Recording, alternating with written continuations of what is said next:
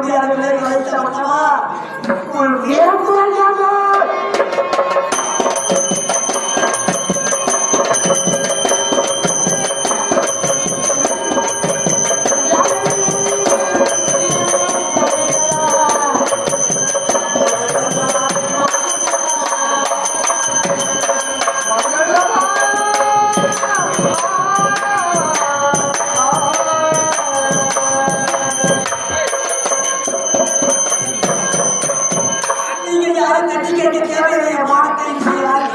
தேவையில்லை.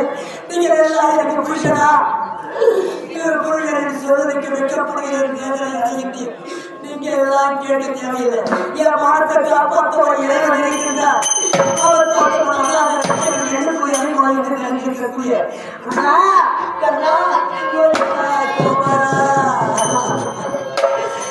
அண்ணனை நினைந்து எங்கன்னா இருக்கீங்க என் மனத்தை காப்பாற்றுது கட்டை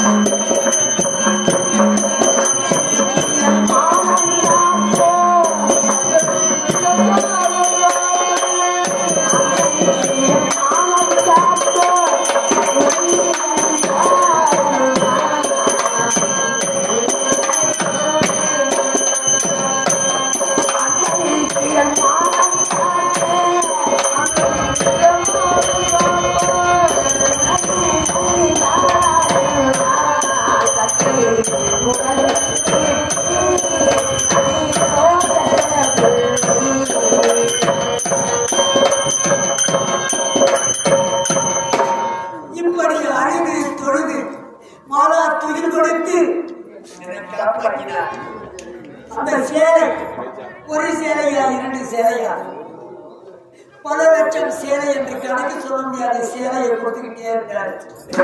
அந்த துர்ச்சாதனம் கீழே சாய்ந்து விட்டால் சேலையை பிடித்து இழுத்து மானப்படம் செய்ய முடியல அவரால். ஏனென்றால் வந்திருப்பவர் யாரு? உலக நாயகர் உலக ரட்சகர் கணவரார். அப்படியே மானத்தை காப்பாற்றி பஞ்ச பாண்டவர்களுக்கு வாழ்வு கொடுத்த தெய்வம். அது மட்டும்தான் துரியோதன் செய்த சரி. எனக்கு மாதா புதிர் கொடுத்த பிறகு சொன்னேன் சும்மா துரியோதனா பாதியாக சகுனியோடு சேர்ந்து என் புருஷன்மார்களை என்னுடைய சித்தரவன் செய்து அடிமையாக்கி விட்டார். கேட்கிய தர்மராஜனை அழைத்து அண்ணவா 5 பேருக்கு கொண்டாட்டியா இருக்கு நான் ஏற்றுக்கிட்ட நியாயம். நான் கேட்கிற கேள்விக்கு பதில் சரியாகணும். தன்னை தோற்ற பிறகு தன்னை தோற்றீங்களோ அல்லது தன்னை தோற்ற பிறகு என்னை தோற்றீங்களோ என்ற ஒரு கேள்வியை கேட்டனர். ஏனென்றால் நாடு உங்களுடையது, நாட்டில் உள்ள பொருள் அத்தனையும் உங்களுடையது வச்சு ஆடுனீங்க. 5 பேருக்கு கொண்டாடி நான் வந்தேன், எல்லாவற்றையும் தோற்றுவிட்டேன். தோற்ற அடிமையான பிறகு ஒரு கொண்டாட்டி வச்சு சூதாட்டில வைத்து என்னை ஆளுவதற்கு உங்களுக்கு எந்த உரிமை இருக்கின்றது? முதலிலே வைத்து தோற்றிருந்தால் ஞானம். எல்லாவற்றையும் நாடு நகரம் எல்லாவற்றையும் இழந்து உப்பு சட்டி உறவோடு எதுவுமே கிடையாது. அத்தனை இழந்த பிறகு என்னை வைத்து சூதாட உங்களுக்கு என்ன அதிகாரம்? யாரை கேட்டுக்கிட்டு என்ற பணம் வைத்து அடைகிறீர்கள் கேட்ட ஒளி திகைக்கின்ற தன்னை தோற்ற பிறகு தன்னை தோற்றீர்களோ, தன்னை தோற்ற பிறகு என்னை வைத்து தோற்றீர்களோ? நீங்களாம் பஞ்ச பாண்டவர் துரியோதனனுக்கு அடிமையாகிவிட்டீர்கள். சூதாட்டத்திலே இதை வைத்து ஆட உங்களுக்கு என்ன உரிமை இருக்கிறது கேட்ட பிறகுதான் திகைக்கின்ற தர்மராஜ் எதை சொல்ல முடியாது. சகுனியை கூப்பிட்டார். நான் ஆடுகின்றேன். என் புருஷன் ஆடிய ஆட்டத்தை நான் ஆடுகின்றேன். காட்டு அந்த தாயத்தை கொடுவா பாசிகை என்பதை அந்த பாச்சிகை என்பதை வாங்கி சர்வ சாதாரணமாக ஆடவில்லை. அவனை 56 தேச அரசர்கள் குருவகாடி அமர்ந்திருக்கக்கூடிய சபையிலே என் இடது காலிலே அந்த பாசிகை என்று சொல்லக்கூடிய தாயத்தை வைத்து உருட்டுகின்ற சபையில் 12 12 12 12 என்று எனக்கே ஜெயமாகியது. அடி பஞ்சப்பாண்டர்கள் அடிமதிடத்தை இருந்து நான் காப்பாற்றுகிறேன். பஞ்சப்பாண்டர்கள் சரி, உன் மனைவி ஆடிய ஆட்டத்தினால் அடிமதிடத்திலே இருந்து நீங்கள் மீண்டும் செய்கிறேன். ஆனால் பாஞ்சாலி புருஷன்மார்களுக்கு கட்டளை இடுகின்றேன். 12 ஆண்டு வனவாசம் அப்படி என்று நான் நினைத்தேன். எப்போது சபை என்று பாடாமல் இந்த ஆடவர்கள் முன்னிலையில் இணைந்தால் வாசி நோக்கி விளையாடினாரோ ஓராண்டு அச்சாரவாசத்தை அப்படி என்று 12 கோடம் மீண்டும் ஒரு ஆண்டு கடுமையான சோதனை கொடுத்திருக்கிறார். 12 ஆண்டு வனவாசம் ஓராண்டு அச்சாரவாசம் என்றால் என்ன? தலைமுறைவாக வாழ வேண்டும். பச்சைப்பாண்டவர்கள் நண்பன் பீமன் அர்ஜுனன் அர்ஜுன் சகாதேவன் பாஞ்சாலி யாருக்கும் உறுதி செய்யக்கூடாது. பச்சைப்பாண்டவர்கள் ஆடவர்கள் உருவத்தை தாடி வச்சுக்கிட்டு தலைமையை மறந்துக்கிட்டு எப்படி உருவானி வாழலாம்? சாதாரண கண்ணாவுடைய எல்லாம் தலைமுறைவாக வாழ முடியுமா? எதை செய்வது என்று தெரியாத சென்றார்கள் கானகத்திற்கு. நானும் செல்லுகின்றேன். இப்படி பலவிதமான துன்பத்தை அனுபவித்து காலங்களை கடந்து கடந்து கடந்து செல்லும் பொழுதுதான் உருவாரி வாழ வேண்டும் என்றால் எப்படி வாழ்வதை நினைக்கப்பட்டது. தர்மியா என்ற ஒரு மகிழ்ச்சி வந்தார். தர்மா அதோ அப்பார் திராட தேசம். இந்த திராட தேசத்திற்கு சென்று தலைமுறைவாக வாழ வேண்டும் என்றார்.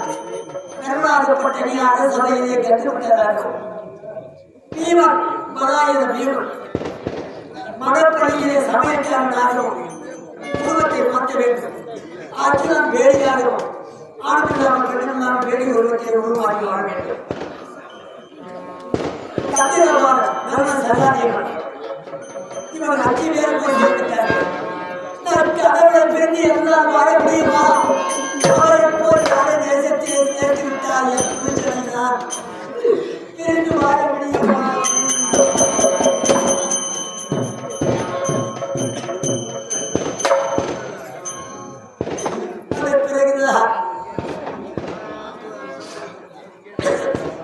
சரி, அதற்கு ஒரு யோசனை சொன்னார்.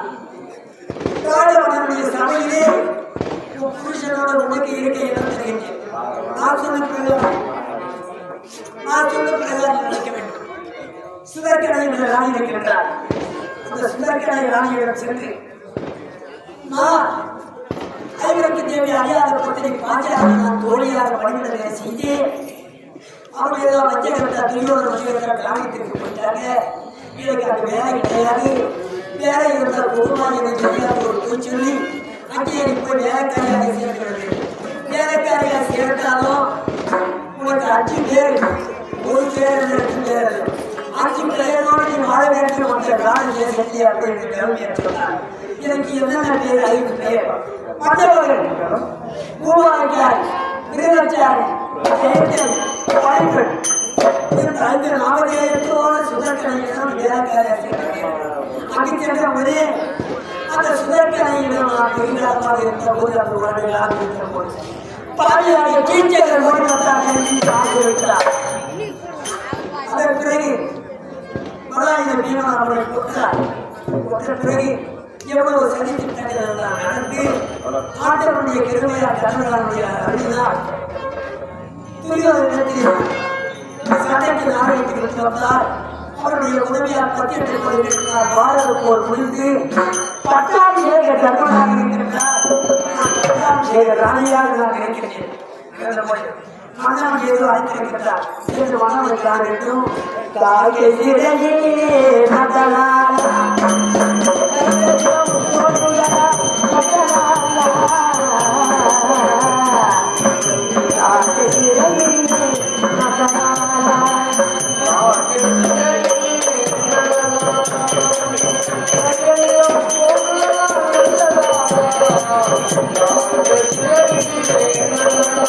Thank you.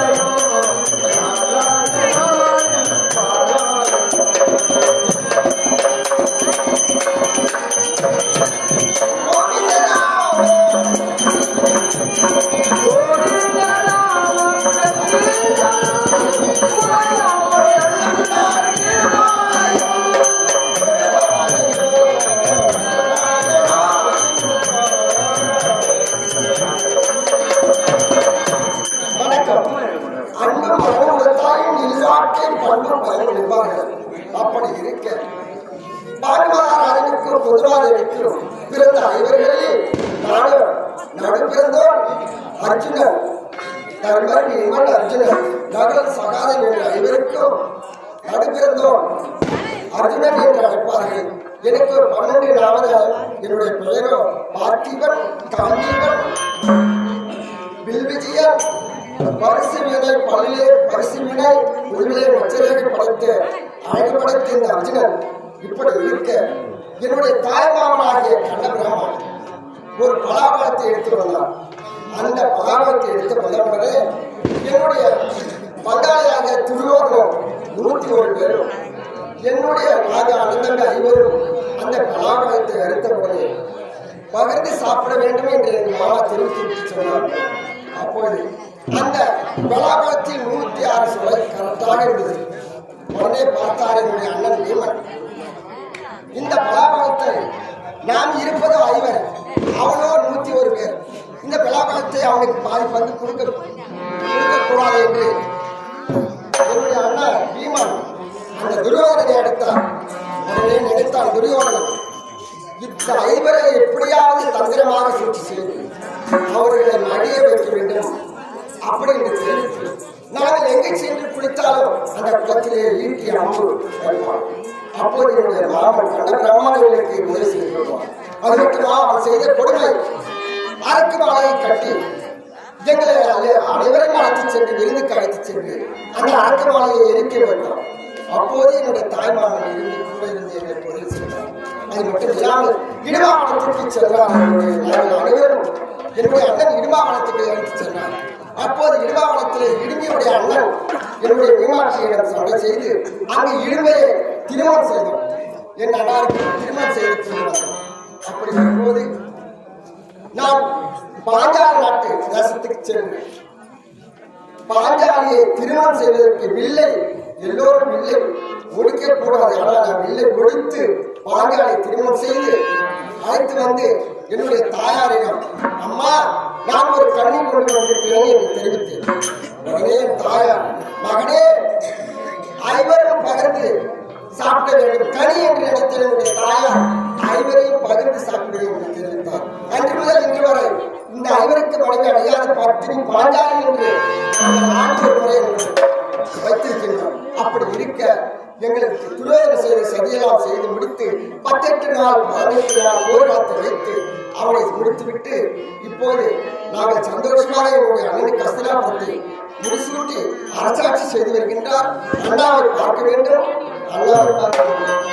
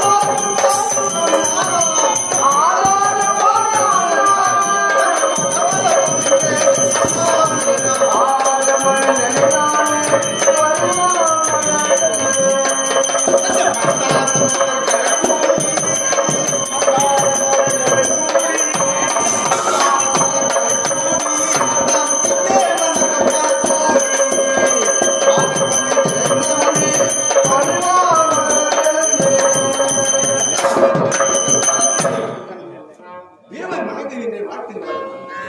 அண்ணா இந்த அர்ஜுனனே வாழ்த்துக்கள் அவனில் இரழும் வாழ்க அடியவர் குலமும் வாழ்க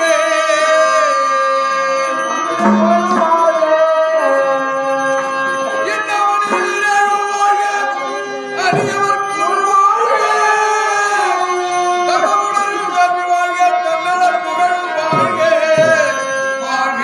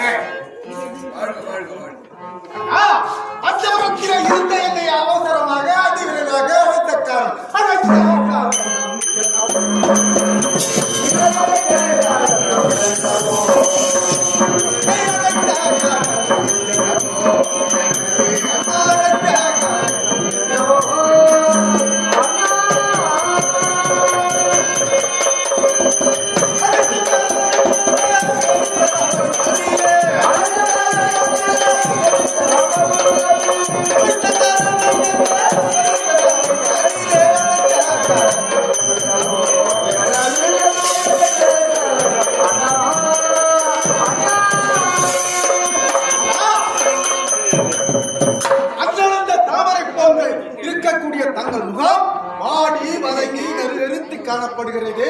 யாரால் ஆபத்து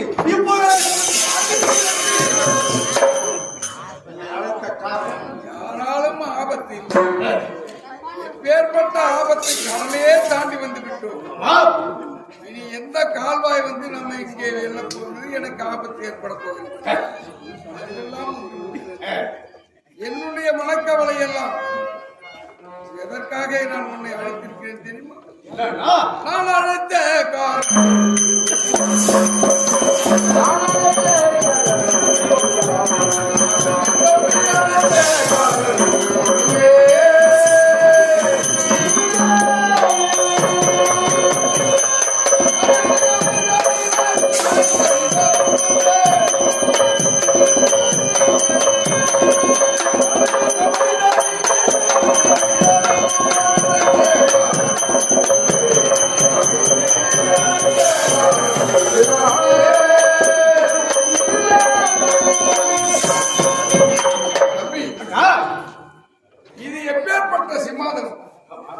இந்த சிம்மாதனத்தை அடைவதற்கு நாம் எப்பேற்பட்ட அரும்பாடுபட்டிருக்கிறோம். எவ்வளவு துன்பத்தையும் இன்னலையும் சந்தித்திருக்கிறோம். 12 ஆண்டு வனவாசம், ஓராண்டு அஞ்ஞானவாசம் கழித்து 18 நாள் யுத்தம் முடித்து இந்த சிம்மாதனத்தை நமது அருமை மாமா கண்ண பரமாத்மா அருளால் பெற்று அப்படிப்பட்ட சிம்மாதனத்தில் நான் அமர்ந்து அரசாட்சி செய்வதற்கு என்னால் சிம்மாதனத்தில் அக்கினி சுவாலை வீசுகிறது. சிம்மாதனத்தில் அமர்ந்தான் ஒரு முள் குத்தினால் எப்படி இருக்குமோ அதுபோன்று சிம்மாதனத்திலே நான் சப்பாத்தின் முள் மீது அமர்ந்தால் எப்படி எல்லாம் வெளிப்பட இருக்குமோ அப்பேற்பட்ட வழி இருக்கிறது. அதற்கு என்ன காரணம் என்றே தெரியவில்லை. நான் செய்யக்கூடிய ஆட்சியில் ஏதாகிலும் தவறு ஏற்பட்டு விட்டதா அல்லது மக்களுக்கு ஏதாகிலும் குறை ஏற்படுத்தி விட்டேனா, எதனால் எனக்கு இப்பேற்பட்ட இன்னம் ஏற்பட்டது என்று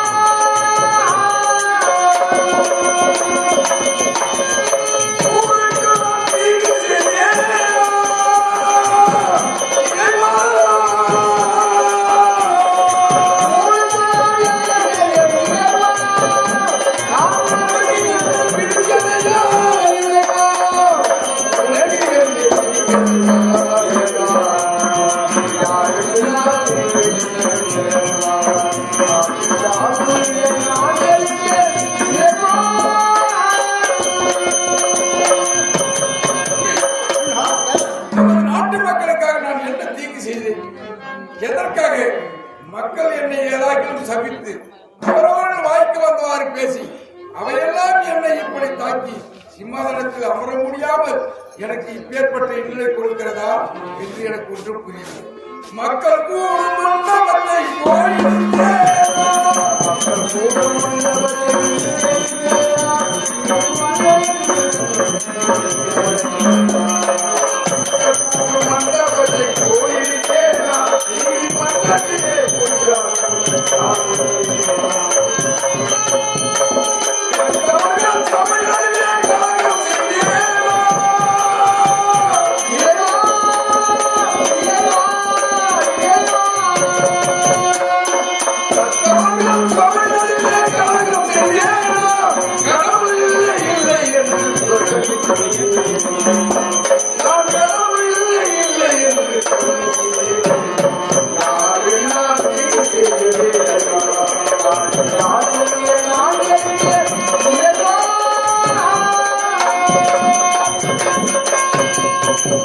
மக்கள் அமரக்கூடிய நிழற்புடை அப்பேற்பட்ட மண்டபத்தை நாம் தான் கட்டியிருக்கின்றோம். நாட்டு மக்கள் எல்லாம் அவர்கள் பயணிக்கும் நேரத்திலே அடாது வெயிலோ மழையோ ஏற்பட்டுவிட்டால் அவர்கள் தங்குவதற்காக வீதி அமைத்து கொடுத்திருக்கிறோம். அது இருக்கக்கூடாது என்று போய் இடித்து விட்டேனா அல்லது நீதிமன்றத்தில் ஏதாகிலும் பொய்ச்சாட்சி எடுத்து சொல்கிறீர்களா? செய்யாத ஒரு தவறத்திற்காக குற்றத்தை நான் ஏற்று பொய் சாட்சி எடுத்து சொல்லியிருந்தால் அது என்னை கேட்டு தாக்கியிருக்கலாம். கற்றவர்கள் சபையில் சென்று அவர்கள் கல்வி கற்கும் நேரத்திலே ஏதாவது கலனம் செய்திருக்கிறார். பள்ளிச்சாலைகள் அமைக்க வேண்டும் என்று பாடுபட்டு அவர்களும் நமது நாட்டில் எந்த குறையும் இல்லாமல் இருக்க வேண்டும் என்று செய்திருக்கிறார். இப்படி நான் செய்ததெல்லாம் நன்மை என்று நான் நினைக்கின்றேன். அது ஒருவேளை தீமை என்று என்னை இப்படி தீ கொளுத்துகிறது. அந்த சிம்மாசனத்தில் அமர்ந்தார் நான் எப்படி அமர்ந்து அரசாட்சி செய்வது? அப்படி என்றால் என் ஆட்சியில் ஏதோ நீதி கட்டுவிட்டது என்று நான் நினைக்கிறேன். இதை பற்றி உங்களுக்கு ஏதாவது தெரியுமா? உனக்கு தெரியுமா? தங்களுக்கே இதை பற்றி தெரியல. தம்பி அர்ஜுனா, உனக்கு ஏதாவது எல்லாம் தெரிந்தவர் நீங்கள் தான், எனக்கு மட்டும் எப்படி தெரியும்? தம்பி சகாதேவா, சாஸ்திரத்தில் வல்லவன், இறந்த காலம், நிகழ்காலம், எதிர்காலம், முக்காலத்தையும் உணர்ந்து கூறக்கூடியவன். நம்முடைய எதிரி, நம்முடைய பெரிய தந்தையினுடைய பிள்ளைகள் துரியோதனிடத்திலே அவனே உன்னிடத்தில் வந்து சாஸ்திரம் பார்த்து எப்பொழுது நாம் யுத்தம் செய்தால் எனக்கு வெற்றி கிடைக்கும் என்று அவன் உன்னை கேட்க, அவன் நம்மைத்தான் வெல்வதற்கு சாஸ்திரம் கேட்கிறான் என்று கூட பாராமல், ஏனென்றால் இது ஜாதகமாக சொல்லக்கூடாது, சாதகம் தான் சொல்ல வேண்டும், பாதகமாக சொல்லக்கூடாது என்று நினைத்து துரியோதனுக்கே வெற்றி கிடைக்கும்படி அமாவாசை தினத்தன்று கடைபிடி கொடுத்தால் அண்ணா உங்களுக்கே வெற்றி கிடைக்கும் என்று கௌரவருக்கு வெற்றி கிடைப்பதற்கு நீயே சாஸ்திர நூல் பார்த்து சொன்னவன். ஆனால் இதிலே தோற்கப் போவது நாம் தான் என்று பாரபட்சம் பார்க்கவில்லை. நம்மைத்தான் துரியோதனன் கொள்வதற்கு கேட்கின்றான் என்று நீ நினைக்கவில்லை. பஞ்சாங்கத்தில் உள்ள பிரகாரம் சாதகமாக அவனுக்கு அப்பொழுது நாள் குறித்து கொடுத்தார். ஆனால் மாமா கண்ணபரமாத்மாதான் அமாவாசை திதியிலே கடவுளை கொடுத்தால் தானே அந்த துரியோதனுக்கு வெற்றி கிடைக்கும். அதனால் ஒரு நாள் முன்னமே இங்குதான் அமாவாசை என்று சூழ்ச்சியால் ஏற்படுத்தி சந்தேகித்த சந்திரனும் சூரியனும் ஓடி வந்து, கண்ணா கோவிந்தா, நாளைதானே அமாவாசை, இன்று எப்படி நீங்கள் அமாவாசை திதி கொண்டாடலாம் என்று அவர்கள் இருவரும் ஓடி வந்து கேள்வி கேட்க, அப்பொழுது சந்திரா, சூர்யா, அமாவாசை திதி என்றால் எப்படி என்று அவர் கேட்க, நாங்கள் சந்திரனும் சூரியனும் இருவரும் என்று ஒன்று சேர்கிறோமோ அன்றுதான் அமாவாசை ஆண்டவா, இது கூடவா உங்களுக்கு தெரியாமல் நாளை கொடுக்க வேண்டிய திதியை இன்றே கொடுக்கின்றீர்களே என்று அவர்கள் இருவரும் கேட்டார். அதற்கு நமது மாமா கண்ணபரமாத்மா என்ன சொன்னார்? இதோ நீங்கள் இருவரும் ஒன்றாக வந்துவிட்டீர்களே, சந்திரனும் சூரியனும் ஒன்றாக இருக்கும் பொழுதுதான் அமாவாசை திதி கொடுக்கிறேன் என்று. அமாவாசை திதியே அவர் ஒரு நாள் முந்தி பரட்டி வைத்திருக்கிறார். அதனால்தான் இன்று மாதம் அமாவாசை 2 நாள் வரும். இது நமது ஆண்டவன் மாமா கண்ணபரமாத்மா செய்து அந்த அமாவாசை திதியில் கடவுளை கொடுத்தால் துரியோதனா உனக்கு வெற்றி கிடைக்கும் என்று எடுத்துரைத்தாய் அல்லவா அன்று. ஆனால் வரும்போது சிம்மாதனத்தில் முன்னாள் அண்ணன் இந்த தர்மன் அமர முடியவில்லை என்று கேட்கிறேன். இதற்கு உன் பஞ்சாங்கத்தில் ஏதும் இடமில்லையா? இது என்ன காரணம் உனக்கு தெரியாதா? தெரியாது. உனக்கே தெரியாதா? அப்படி என்றால் யாராயும் ஒருவர் எடுத்துச் சொன்னால் என் மனதிற்கு ஆறுதலாக இருக்கும் நினைத்தேன். உங்களுக்கே தெரியாது என்று சொல்கிறேன்.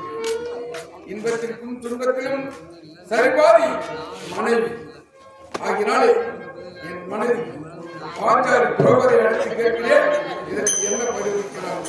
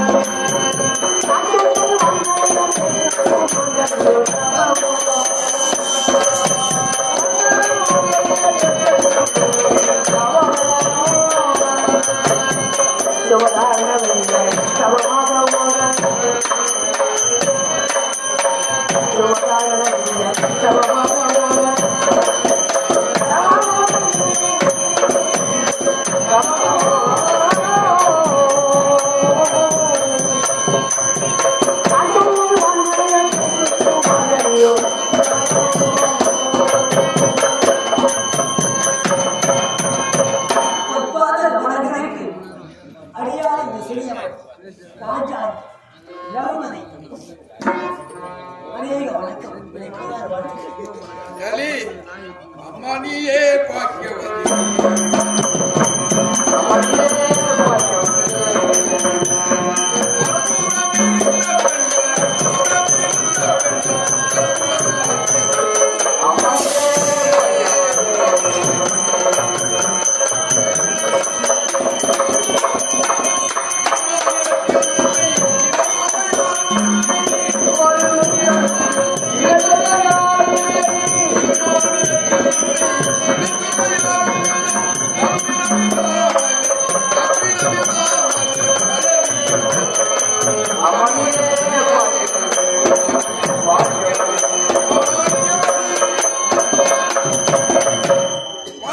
என்று சொன்னால் இந்த உலகத்தில் உன்னைத்தான் அல்லி திலகவதி ஆண்டாள் இவர்களைப் போல் என்றென்றும் செல்வியாக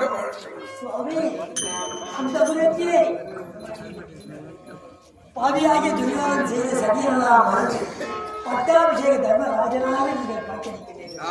நான் ராணியாக இருந்தோம். பல நினைவுகள் எல்லாம் வருகின்றன. இருந்த போது எதையோ நினைத்து இங்க படிப்புகளோடு தான் உரையாடி கொண்டிருக்கின்ற வேளையிலே ஓடி வந்தார்கள். மன்னவன் ஏதோ உரை காண வேண்டுமா, எதையும் சொல்ல வேண்டும் என்று அவசரமாக அழைத்திருக்கிறார் என்று சொன்னார்கள். ஓடி வந்திருக்கிறேன். அழைத்த காரணத்தை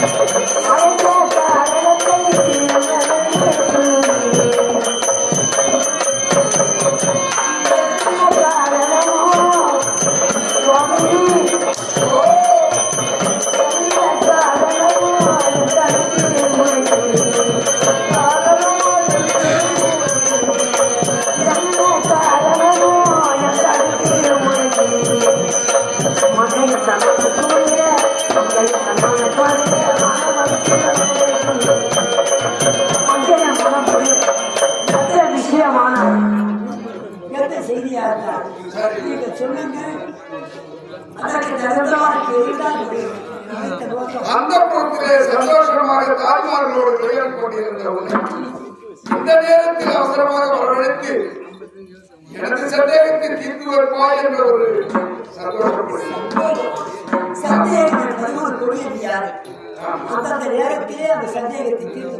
அதை நிவர்த்தி செய்வதற்குத்தான் அரண்மனையில் யாரும் இல்லை. வருகைன்னு சொல்வார். மந்திரியை எடுத்துரைக்க மறுத்து விட்டான். ஆனால் அரசனுக்கு மந்திரி அமைச்சர், ஆமா. ஆனால் கணவனுக்கு அமைச்சர் மனைவிதான். நாட்டுக்கு மந்திரியோ அவன் காவலர். உண்மைதான், ஆனால் வீட்டுக்கு மந்திரி நீதானே. மனைவிதான். மனைவியாக இருக்கும் நீயாயிலும் எனக்கு அந்த சந்தேகத்தை நிவர்த்தி செய்வாய் என்று நினைக்கிறேன். உள்ளது உள்ளபடி தெரிந்த வரையிலும் அதற்கு தகுந்த பதிலை நான் நினைக்கிறேன். பாஞ்சாலி சுவாமி, எப்படியோ துன்பத்தையும் வேதனையும் எல்லாவற்றையும் அனுபவித்த பிறகு சந்தோஷத்தை அனுபவிக்கும் சிம்மாதனத்தில் அமர்ந்து அரசாட்சி செய்து வருகின்ற வேளையிலே இன்றைய தினம் நமது சிம்மாதனத்தில் அமர்ந்தால் என்னால் அமர முடியவில்லை. அதற்கு என் உடல் ஒத்துழைப்பு கொடுக்கவில்லை என்று இல்லை. அதையெல்லாம் நன்றாகத்தான் இருக்கிறேன், ஆரோக்கியமாக இருக்கிறேன். ஆனால் சிம்மாதனத்தில் எனக்கு இடையூறு ஏற்படுகிறது. சிம்மாதனத்திலே இருந்து அக்கினி சுவாலை போல் வீசுகிறது. அமர முடியவில்லை. முள் குத்தினால் எப்படி இருக்குமோ அது போன்று எனது ஆசனைகள் அமர மறுக்கிறது. சப்பாத்தி முள்ளிலே அமர்ந்தால் அமர முடியுமா?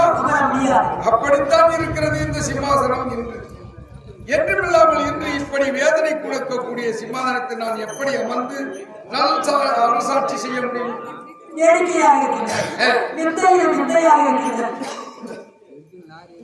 அரசாட்சி செய்த சிம்மாசனம். ஆமா, அதிலே நீ அமர்ந்து அரசாட்சி செய்ய வேண்டும் என்று ஆசைப்படுவது. சரி, இப்பேற்பட்ட ஒரு சோதனை ஏற்படுகிறது என்றால் ரொம்ப வேதனையாக இருக்கிறது, ரொம்ப கலக்கமாக இருக்கிறது.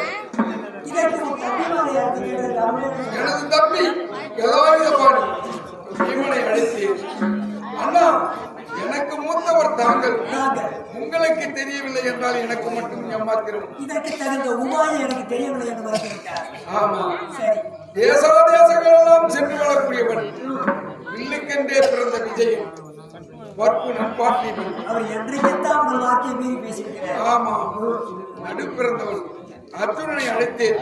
வீட்டுக்குள்ளேயும் பேச முடியாது நினைக்கிறார். வெளியே வந்தாலும் உங்களுக்காக பயந்து நடுநடுங்கி நிற்கிறார். ஆனால் தம்பி உடையான் படைக்கஞ்சான் என்று சொல்வார். அப்படிப்பட்ட தம்பிகளை நான் பெற்றிருக்கிறேன். ஆனாலும் இப்பொழுது சிம்மாதனத்தில் அமர்வதற்கு அஞ்சி போய் நிற்கின்றேன். அதற்கு காரணம் என்னவென்று அவனை கேட்டால், அண்ணா உங்களுக்கு தெரியாதது எனக்கு எப்படி அண்ணா தெரியும்? சாஸ்திரத்திலே வல்லவன் சகாதேவன், அவன் நல்லவன் என்று திணித்தான் துரியோதனன். ஆனால் அப்பேற்பட்ட தம்பி இதை பற்றி ஏதாவது தெரியுமா என்றேன். பஞ்சாங்கத்தில் இதற்கு எந்த பலனும் கிடையாது அண்ணா, இது எனக்கு தெரியாது என்று சொல்லிவிட்டார். நாட்டுக்கு மந்திரியை கேட்டு அழைத்தேன், அவனும் தெரியாது என்று உரைத்தான். வீட்டுக்கு மந்திரி உன்னை அழைத்திருக்கிறேன், உனக்கு ஏதாகிலும் இதை பற்றி தெரியுமா? என்று சொல்வார்கள். பின்னால் நடக்க போவதை முன்னமே எடுத்து சொல்லக்கூடியவள் தான் பெண். அதனால்தான் உனக்கு ஏதாகிலும் இதை பற்றி தெரிந்திருக்கிறதா?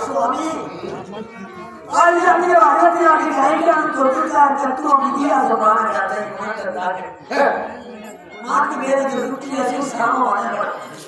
அத்தனையும் கற்று உணர்ந்த தாங்கள் ஒரு நேரத்திலே பாவியாக துரியோதனன் சதியினால் காட்டுக்கு செல்கின்றோம். 12 ஆண்டை முடித்திருக்கிறோம். ஓராண்டு அஜாத வாசத்தை எப்படி கழிப்பது என்று திகைத்துக் கொண்டுதான் திரௌபியர் வந்தார்.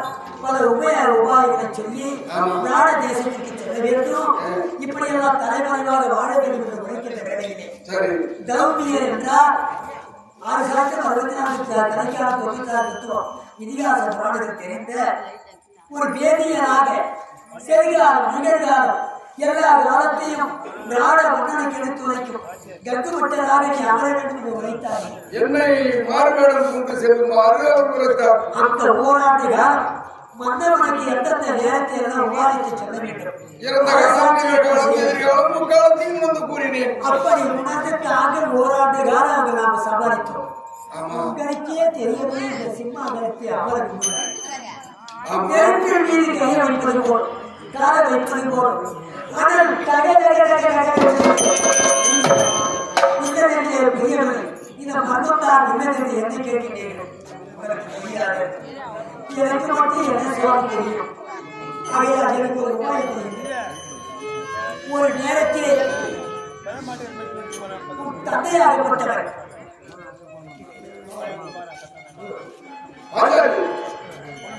ஆமா இப்படி நான் பேசிக்கொண்டு இப்பொழுது நிராகாரம் கேட்கிறேன்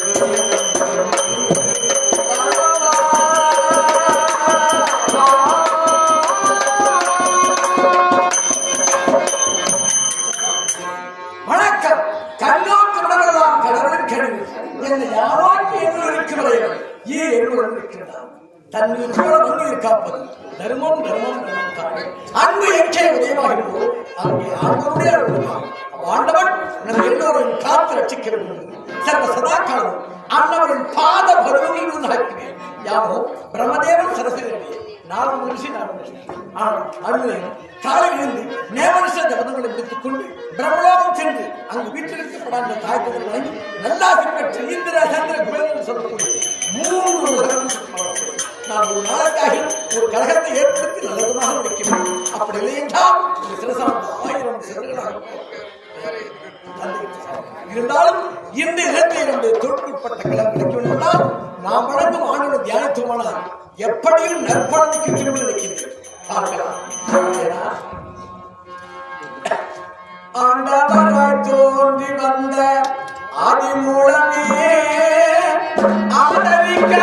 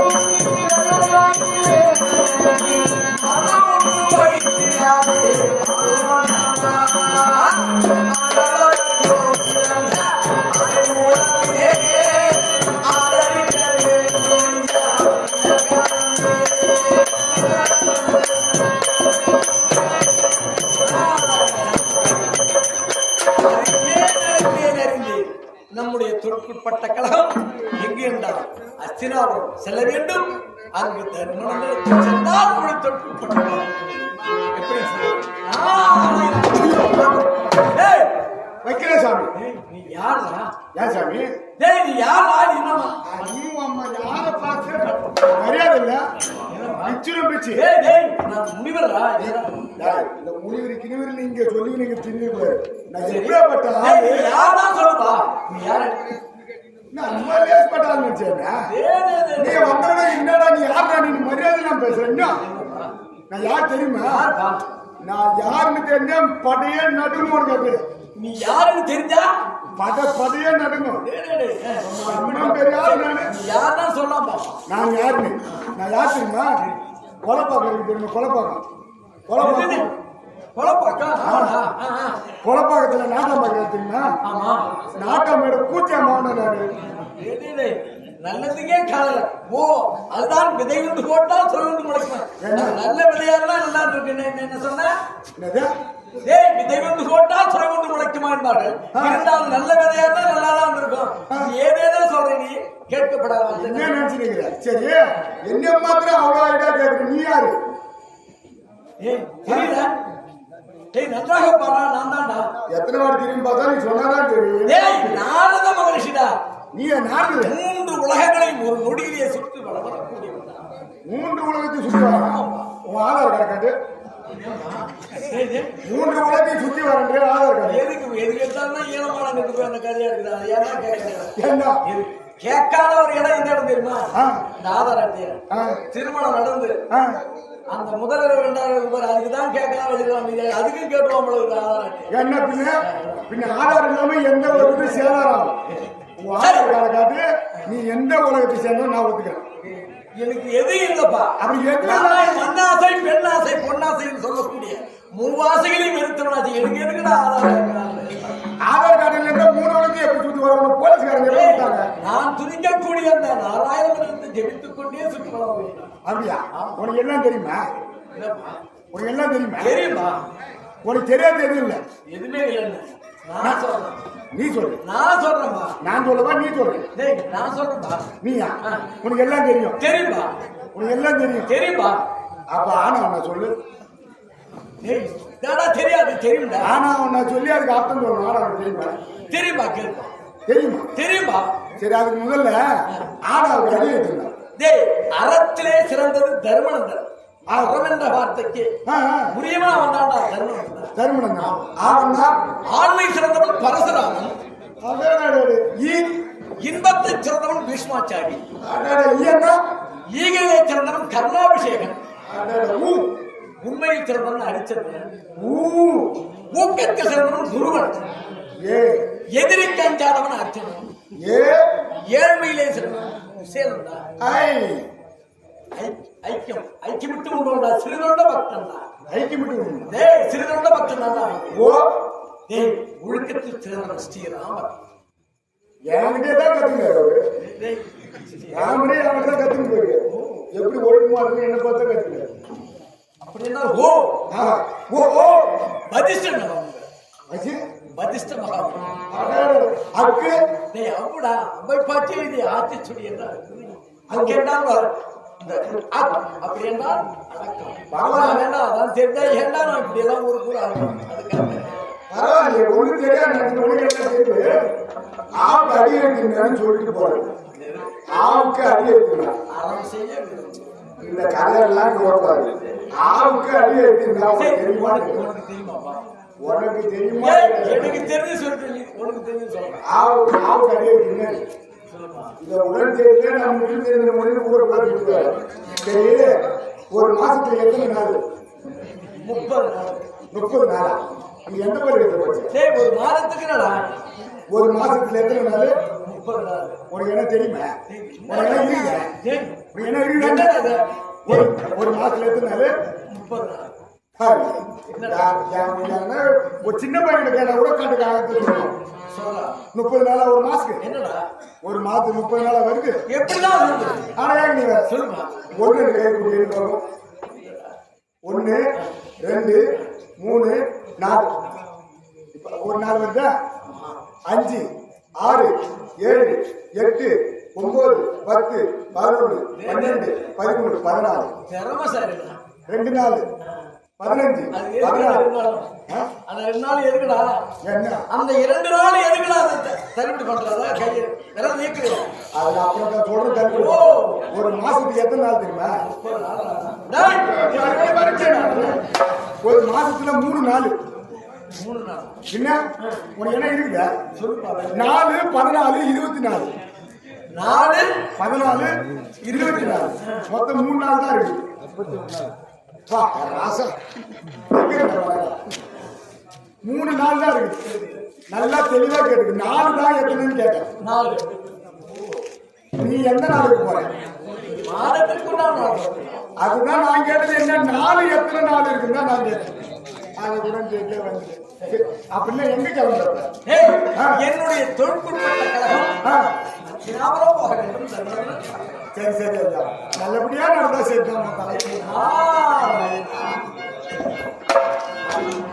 நாராயணா சர்வ சதாக்காலமும் உன்னையே தியானித்துக் கொண்டிருக்கிறேன்.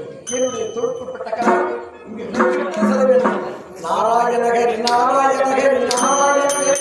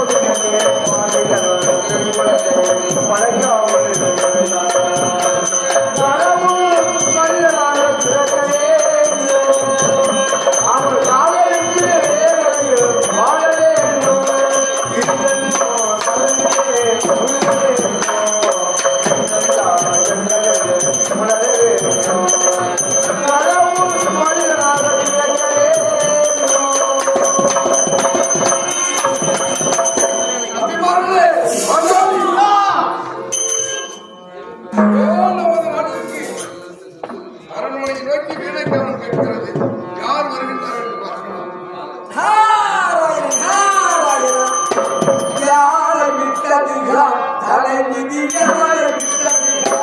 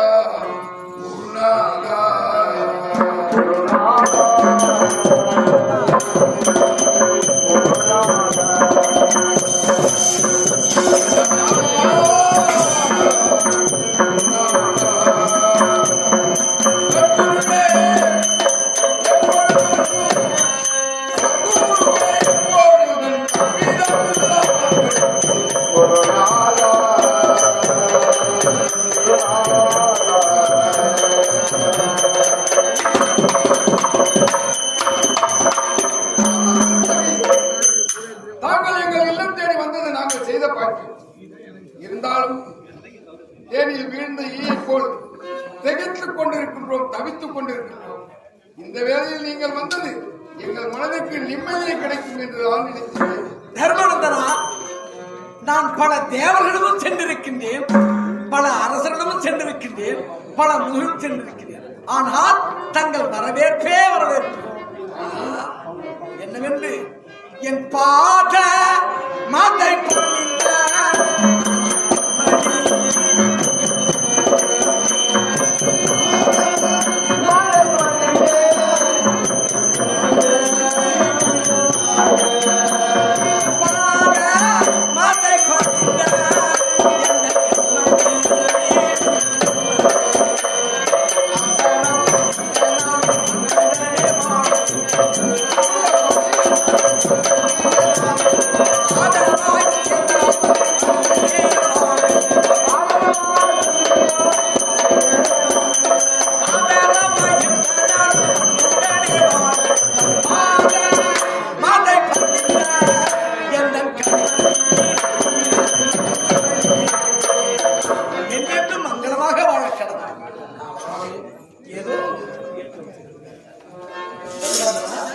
மனவருத்தமாயிருக்கும் காரணம் என்னவென்று கேட்டீர்களே, எப்பொழுதும் இல்லாமல் இப்பொழுது எனது இந்த சிம்மாசனத்தில் என்னால் அமர முடியவில்லை. அப்படி நான் அமர்ந்தால் அக்கினி சுவாத வீசுகிறது, முள் போன்று தைக்கிறது சிம்மாசனமே. அது மட்டும் இல்லை சுவாமி, இங்கே ரத்த வாடை வீசுகிறது. இவர்களுக்கெல்லாம் எதுவும் தெரியவில்லை என்று சொல்கிறார்கள்.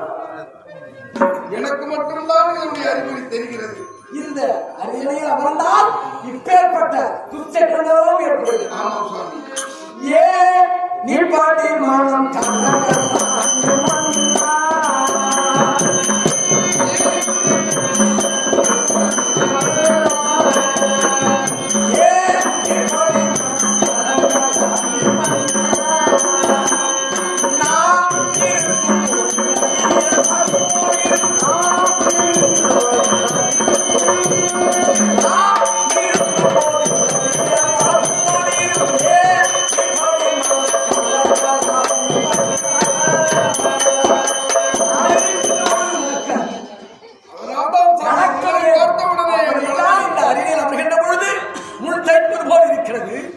அதோடு மட்டுமல்ல, அந்த ரத்த வாடை வீசுகிறது. இதற்கு ஒரே ஒரு காரணம் இருக்கிறது. என்ன காரணம் சுவாமி? தன்னை இறந்து பல காலம் ஆயும் சொர்க்கமும் போகாமல் நகம் போகாமல் மக்கா பட்சக தலைகளாக தொங்கிக் கொண்டிருக்கிறார். எனது தந்தை பாண்டமாகாரத்திலே பல ஆண்டுகாலமாகி இன்னும் மக்கா பட்சியாகவே தலைகளாக தொங்கிக் கொண்டிருக்கிறார். இதுவரையிலே சொர்க்கம்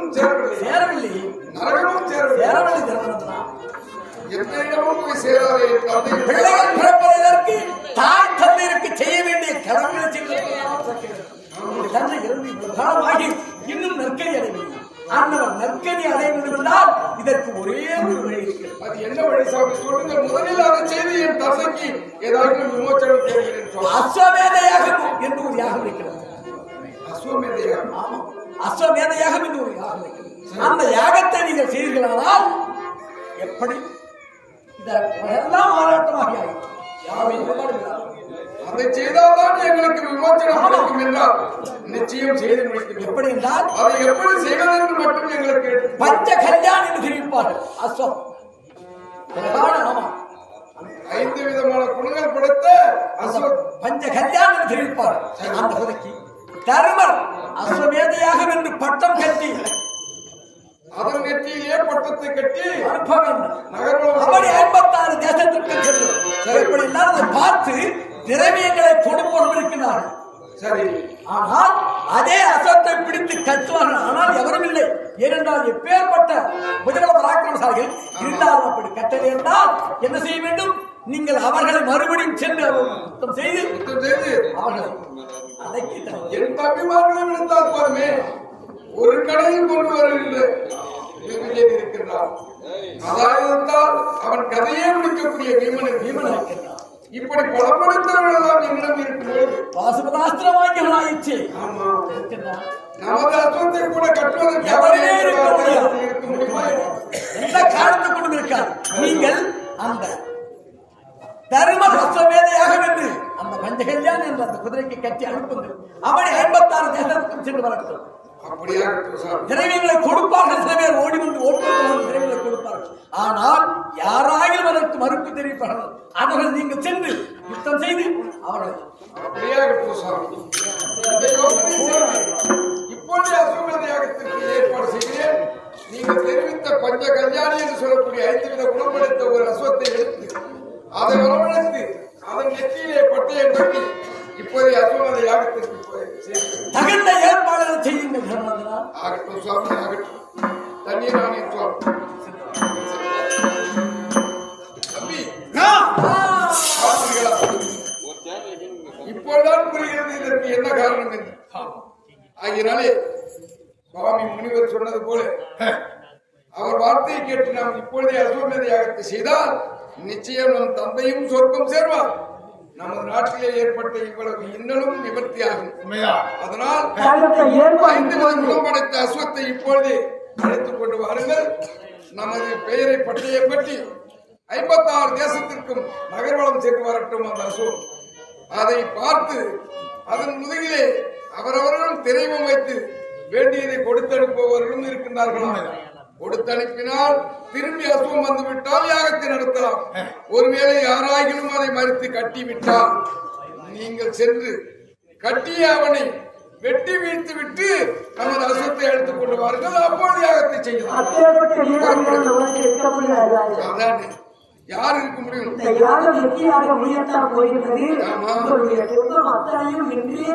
அது போதும் பாச்சாலி. சரி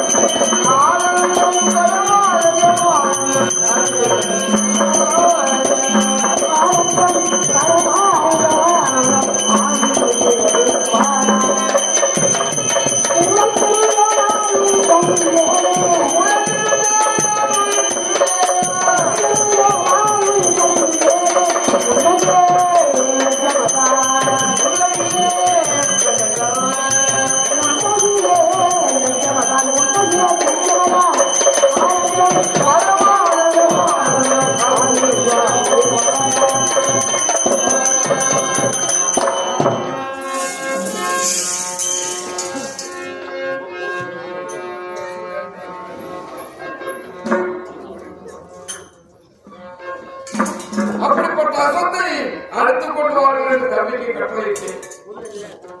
இதுவரை அசு மரங்களே தம்பி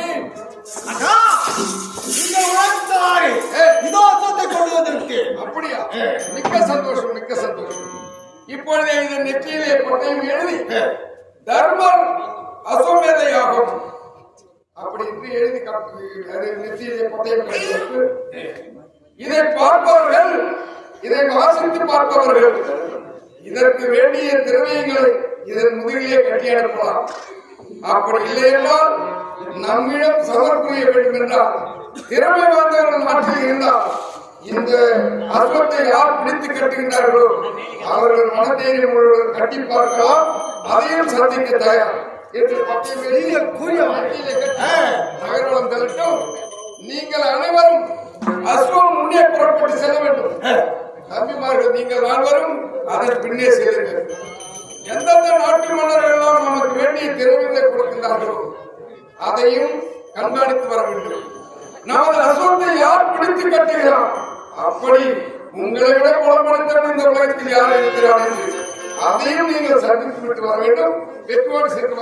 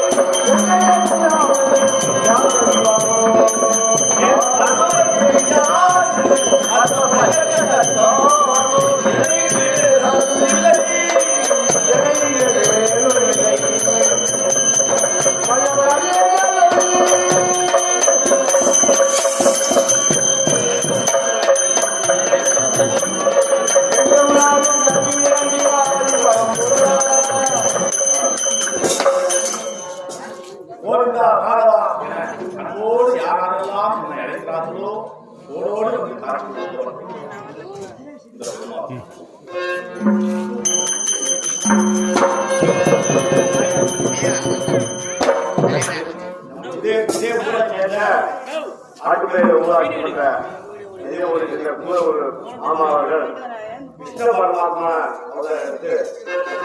நம்ம நாட்டு மக்களுக்கு ஒரு வேச ஆனவர்கள் மாமாவர்கள்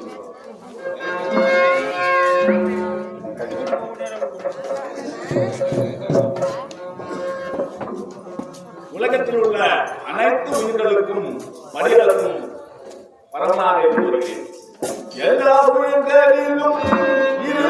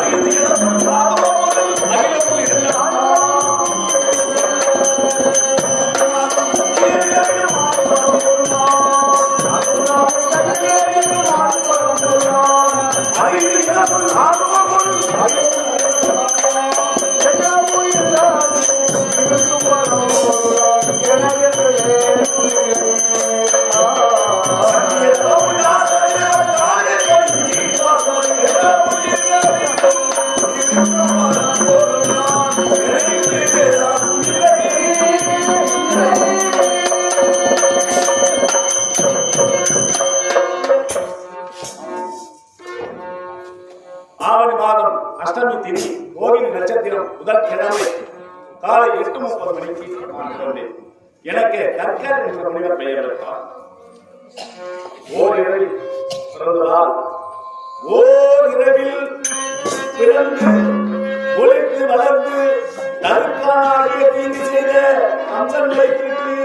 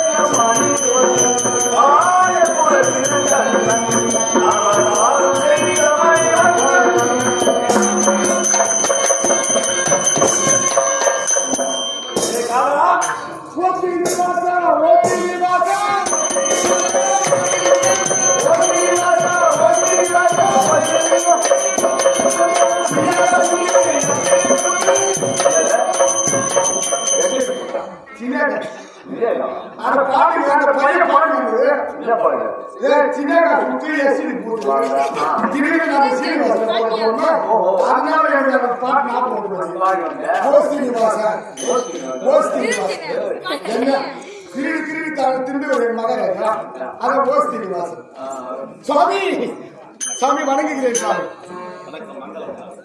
மங்களம் உண்டே ஆகும். மங்களம் உண்டா? மங்களம் மங்களம் மங்களம் சுவாமி.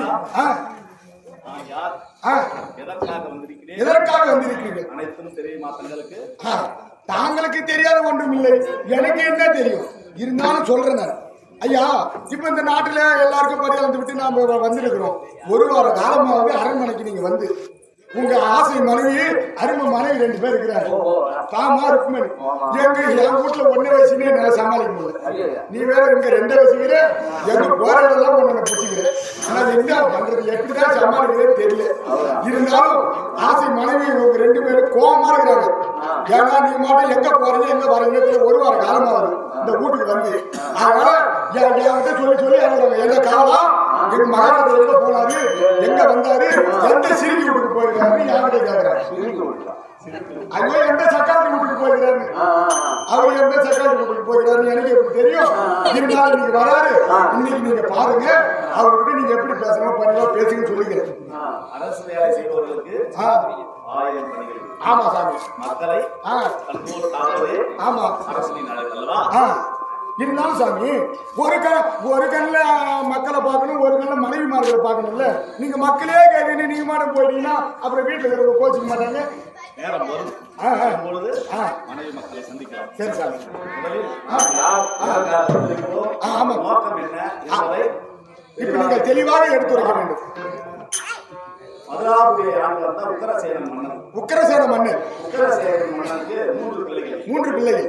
சாம்சன், தேவதி, ரோகிணி என்று 3 பிள்ளைகள் இருந்தார்கள். 3 பிள்ளைகள். உக்கரசேன மன்னன் வயது முதிர்ந்துவிட்டதால் சாம்சன் என்ன செய்தார்? சிறையில் அடைத்திருந்தான் தந்தை. தந்தையை சிறையில் அடைத்துவிட்டு 2 சகோதரர்களையும் சீரோடும் சிறப்போடும் வளர்த்து பாதுகாத்து வந்தார். சரி, இந்த 2 சகோதரர்களுக்கும் ஒரு கணவனை பார்த்து திருமணம் செய்துவிட்டால் நமக்கு எந்த பிரச்சனையும் இருக்காது. ஆமா, 2 தங்கச்சி ஒரே கணவனுக்கு கொடுத்துடலாம். நம்ம பிரச்சனையும் நமக்கு எண்ணினா அனைத்து சொத்துக்களையும் நாமே அனுபவித்துக் கொள்ளலாம். சொத்தில் எந்த பிரச்சனையும் வராது என்று எண்ணி இரு தங்கைகளையும் காணகத்துக்கு அழைத்து சென்றோம். காணகத்துக்கு அங்க யாராவது இருப்பார்கள் இருந்து அங்க இருப்பவர்களை ஒரு கஞ்ச பிரதேசத்தை பார்த்து திருமணம் செய்திருக்கலாம் என்று எண்ணி கம்சன் அழைத்து செல்கிறான். அழைத்து செல்லும் பொழுது நெடுந்தூரம் காணகத்தின் வழியாக செல்லும் பொழுது அங்கே வசுதேவர் என்ற ஒரு முனிவர் இறைவனை நோக்கி தவம் வசுதேவர் என்ற முனிவருக்கு இவர்கள் நகைகள் இருவரையும் திருமணம் செய்து வைக்கிறார். வயது முதிர்ந்தவரை தேர்ந்தெடுத்து அவருக்கு நகைகளையும் திருமணம் செய்து வைக்கிறார். திருமணம் செய்து வைத்த பிறகு இவர்கள் இரண்டு தங்கையும்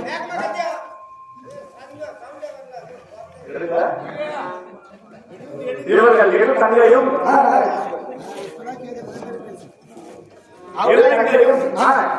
கணவரும்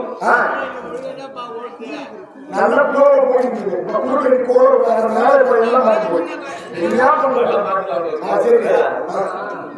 இரு தங்கையும் தங்கையின் கணவரையும் ஒரே சாரத்தில் ஏற்றி அனைத்து பலங்களையும் பதங்களையும் சுற்றி திரிந்து வருகிறார். இப்படி சுற்றி திரிந்து வரும் வேளையில் இவர்களுக்கு கலைப்பு ஓர் இடத்தில் நின்று பசியார வேண்டும் என்று நினைத்தார்கள். நின்று இறங்கி ஒரு இடமாக அமர்ந்திருந்தார்கள். ஒரு குளக்கரை என்பது குளக்கரைக்கு அருகாமையில் ஒரு மாமரம் இருந்தது. அந்த மாமரத்தில் ஒரு அழகான கனி இருந்தது. இந்த கனியை சாப்பிட வேண்டும் என்று எண்ணினார்கள்.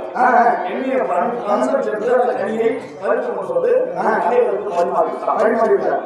ஆனால் அதே குளக்கரையில் 12 ஆண்டுகளாக ஒரு முனிவர் தவம் இருந்து வருகிறார். அந்த மாமரத்தில் 12 ஆண்டுகளுக்கு ஒரு முகம் பூ வைத்து பூ காயாரை பழமாக்கி பழுது வேண்டும்.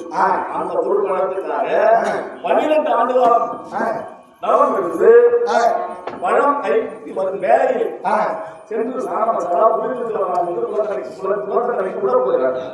குளிர்ச்சிட்டு அவர் நேரம் கனி இல்லை. கனி இல்லாத காரணத்தால் கோபப்படுகிறார். யார் இந்த கனியை கொண்டு சென்றிருக்கிறார்கள் பார்க்கிறார். பார்க்கும் பொழுது இளவரசன் கம்சன் தான் இந்த கனியை கொண்டு சென்ற கம்சன் தங்கைக்கு கொடுத்தார். தங்கையும் பசியாகி விடுகிறார். உடனே அங்கிருந்து வந்த முனிவர் கம்சனை நோக்கி, அடே கம்சா, நான் 12 ஆண்டு காலம் தவம் இருந்து என் பசிக்காக இந்த கனியை உணர்வதற்காக வைத்திருந்தேன். எனது பசியை தீர்க்காத காரணத்தால் என்னிடம் நீ சாபம் பெற்றாக வேண்டும் என்று தெரிவித்தார். உன் சாபம் என்னையா செய்ய போகுது அப்படின்னு சாபம் நீ ஏதாவது இருப்போம்.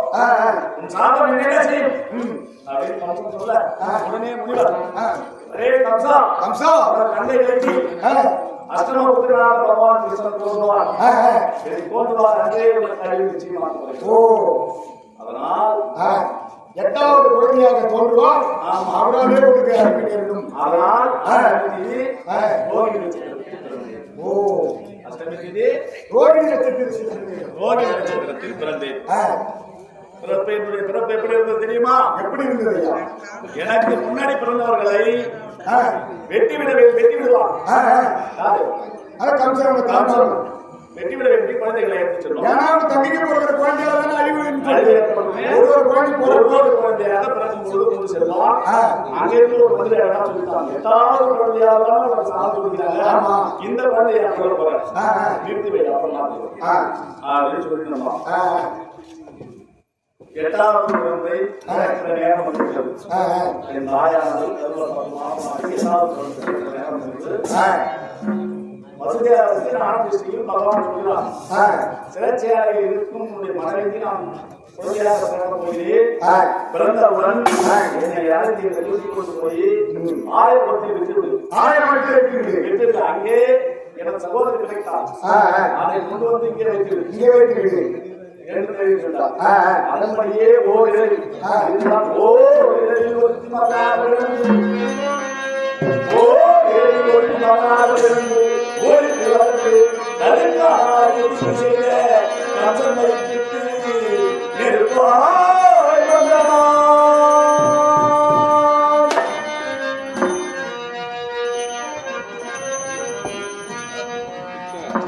எங்க இடம் இருக்கு போறேன் மாடி பத்திரமா மாடி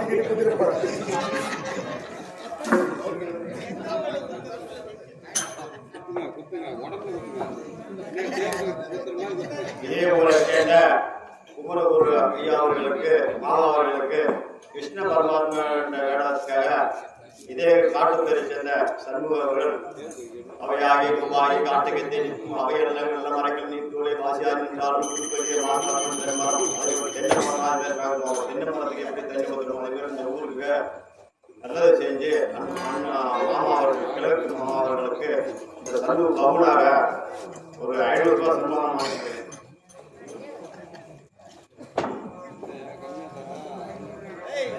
மாமாவுக்கு இந்த பிறவியின் நோக்கம் அதர்மத்தை அழித்து தர்மத்தை நிலைநாட்ட வேண்டும். அதுதான் இந்த பிறவியின் நோக்கம். எனது அத்தை மக்கள் ஐவர் அவர்களுக்கு துன்பம் ஏற்படுவதெல்லாம் நம்மை அழைப்பார்கள். நான் அந்த பக்கத்து உயனா பாண்டவர் சகாயனா